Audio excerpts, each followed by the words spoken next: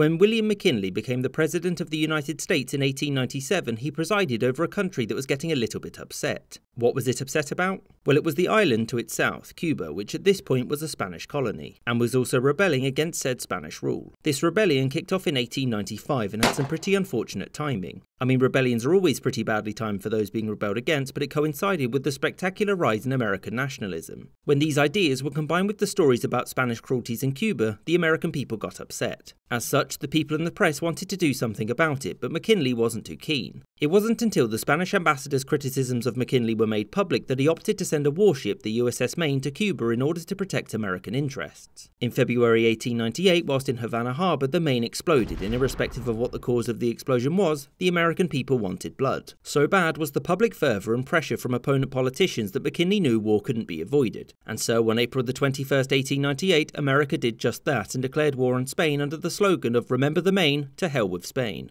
Now, Spain knew it wasn't going to defeat the United States in a war, but chose to fight it anyway. Why? Well, there were two main reasons. The first was that Cuba, along with the also revolting Philippines, were the last major vestiges of the once glorious Spanish Empire. And the second reason was that the dishonour of immediately surrendering to the US was too much for Spain to bear. Its leaders preferred to go down fighting and lose with its honour intact. So how did said fighting go? It went amazingly well. For America. You see, America opted to fight the war on two fronts, one in the south in Cuba and one in the east, or to the west technically, in the Philippines. This was where Commodore George Dewey decisively defeated the Spanish fleet there at the Battle of Manila Bay. The US Army then landed and brought over the exiled Filipino revolutionary Emilio Aguinaldo, who promptly declared Filipino independence. To bring the Philippines back into the fold, the Spanish launched a major fleet, hoping to dislodge the Americans. It was shortly after this that the US captured Guam, and by captured I mean they turned up and gave off a warning shot. Now traditionally, when nations were at peace, they would fire off a salute to each other. The Spanish garrison there didn't have any ammunition, and so the governor, who didn't know he was at war, promptly apologised for not returning the salute. The island was captured with no fighting. As for the Caribbean theatre, the US started by seizing some place in southern Cuba called Guantanamo Bay. It later landed an expeditionary force here and pushed inland. The Spanish retreated but were extremely adept at defensive tactics, and so American progress was slow until the primary American force landed on July the 1st. This was the force that contained the famous Rough Riders Volunteer Army led by a certain Theodore Roosevelt. The Americans advanced inland and fought a small Spanish force at the infamous Battle of San Juan Hill. Here, the Spanish were able to inflict many more casualties on the Americans than they themselves suffered before retreating. And in case you're wondering, it was this battle that made Theodore Roosevelt a household name. July the 3rd saw the largest naval battle of the war, the Battle of Santiago de Cuba, during which the Americans obliterated the Spanish fleet there. It was after this that the aforementioned relief force that was being sent to the Philippines was promptly turned around because the Spanish coast now lay undefended. Puerto Rico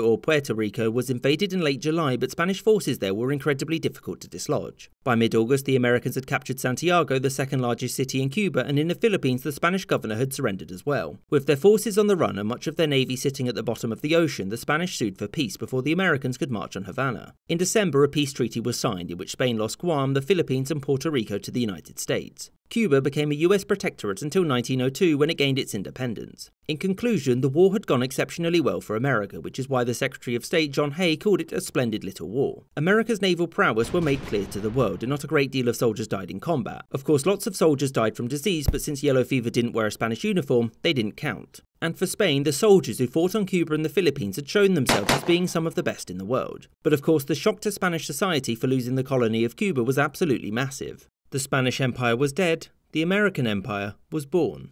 I hope you enjoyed this episode and thank you for watching, with extra thanks to these patrons you can see on screen for their continued support. And an extra special thanks to James Bisonet, David Archaeologist, Azarka Flash, Danny Maloney, Party Boyko, Kulin Castleman, Rob Waterhouse, Chris Wicker, Gustav Swan, David Silverman, Winston Kaywood, Christian Cheke, Maggie Paxkowski, Lexi Schwinn, Anthony Beckett, Robert Wetzel, Sky Chappelle, Ike, Spinning 3 Plates, Aaron the White and Michael Reynolds.